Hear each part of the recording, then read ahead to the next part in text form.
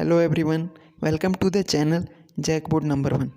आज की इस वीडियो में हम लोग क्लास 12 साइंस का chapter 8 D and F block element का जितना भी एमसीक्यू बनेगा उसका शॉर्ट नोट्स लेकर के आए हैं। उसका माइंड मैप्स और जितना भी फॉर्मूला है इस चैप्टर के अंदर उसे इस वीडियो में आपके लिए लेकर के आए हैं। तो चलिए वीडियो को शुरू करते हैं। तो यहाँ पे D and F block element है। इसमें सबसे पहले इसका इंट्रोडक्शन दिया गया है कि D and F block element क्या होता है।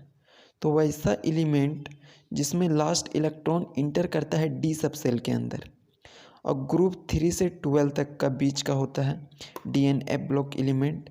तो इसका जितना भी मेन पॉइंट है जो एग्ज़ाम पॉइंट ऑफ व्यू से इम्पोर्टेंट है वो पॉइंट यहाँ पे दिया हुआ है। आगे हम लोग देखते हैं कि डी और एफ ब्लॉक एलिमेंट कहाँ पे अकर करता है, इसका अक्रेंस दिया हुआ है। यहाँ से भी ऑब्जेक्टिव क्वेश्चन पूछा जाता है एग्जामिनेशन के अंदर। आगे देखते हैं फिजिकल प्रॉपर्टी। तो फिजिकल प्रॉपर्टी मतलब कि इस एलिमेंट का भौतिक गुण क्या क्या होता है, उसका बाहरी प्रॉपर्टी क्या होता है। जैसे कि दिया हुआ है कि they are electropositive in nature. जितने भी D and F block element होते हैं ना वो इलेक्ट्रोपॉजिटिव नेचर में होते हैं, वो लोग मेलिएबल।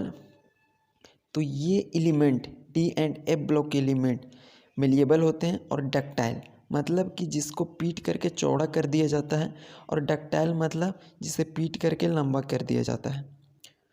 आगे हम लोग देखते हैं लेंथेनाइट सीरीज जिसमें लास्ट इलेक्ट्रॉन इंटर करता है 4f सब सेल के अंदर। फिर इलेक्ट्रॉनिक कन्फिग्रेशन होता है 4f 1 to 14, 5d 0 to 1 and 6s यहाँ पे 2 होता है।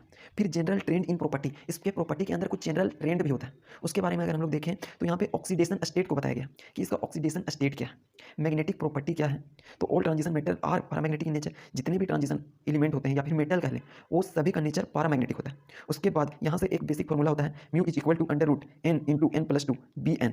बोर्स मॉडल होता है जिसका ये यूनिट होता है म्यू निकालने का। यहाँ से एक न्यूमेरिकल डेफिनेटली एग्जामिनेशन में पूछा ही जाता है, तो इस फॉर्मूला को भी आप लोग नोट कर लेंगे। नेक्स्ट देखते हैं एटॉमिक एंड आयोनिक रेडियस, किसका एटॉमिक रेडियस बड़ा होता है, किसका छोटा होता है, ये सब डिस्कशन यहाँ पे दिया गया है। आगे हम लोग देखते हैं कि आयोनाइजेशन एनर्जी क्या होता है। तो आयोनाइजेशन एनर्जी आपको पता होगा कि किसी भी एलिमेंट्स लास्ट इलेक्ट्रॉन को निकालने में जो एनर्जी सप्लाई किया जाता है उसी को आयोनाइजेशन एनर्जी कहा जाता है। किसका आयोनाइजेशन एनर्जी कम होता है, किसका ज़्यादा होता है, ये इस नोट्स के अंदर प्रोवाइड किया गया है। तो आप लोग इन सभी नोट्स को अपने कॉपी के अंदर लिखते चलेंगे।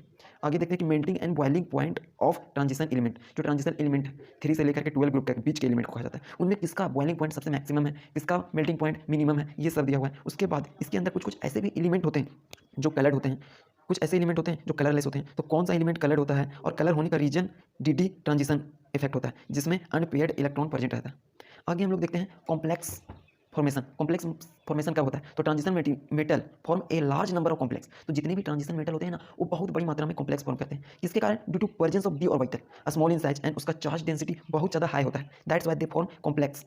और कौन कॉम्प्लेक्स फॉर्म करता है, हमारा डी एंड एफ ब्लॉक के एलिमेंट्स। उसका मैक्सिमम जो एग्जांपल पूछा जाता है एग्जामिनेशन में वो दिया हुआ है Zn NH3 का whole twice ZnCMaNH3 as a ligand. तो Zn यहाँ पे जो दिया हुआ है वो सेंट्रल मेटल आइटम है इस एग्जांपल में, और NH3 जिसे अमोनिया कहा जाता है वो इसका लिगेंड है। आगे देखते हैं कैटालिटिक प्रॉपर्टी।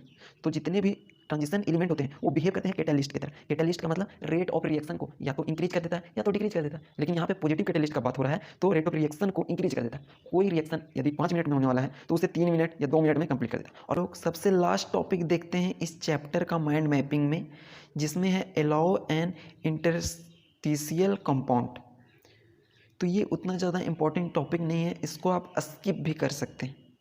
बाकी जितना भी मेन पॉइंट्स था जहाँ से एग्जामिनेशन में क्वेश्चन आता है उन सभी का माइंड मैप्स इस कंप्लीट चैप्टर में दे दिया गया है। आप लोग सभी इसका नोट्स बना लेंगे।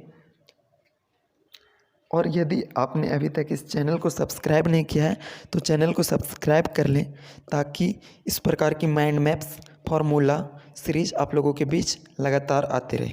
Thank you.